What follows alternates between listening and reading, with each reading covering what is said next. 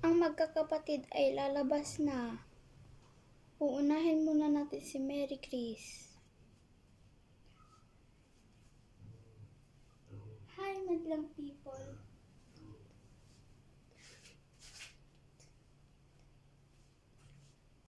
Ang susunod ay si Jessie.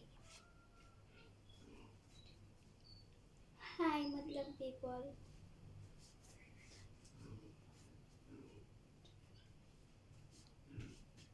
Ang susunod ay si Princess. Hi, madlang people.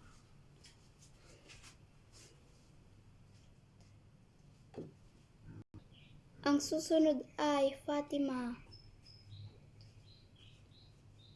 Hi, madlang people.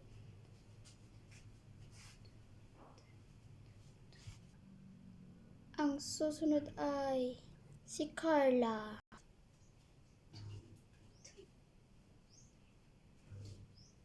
Mahiyain at simpleng buhay. Kayo guys, sino sa tingin nyo ang pinakamaganda at pinakaayos ang suot?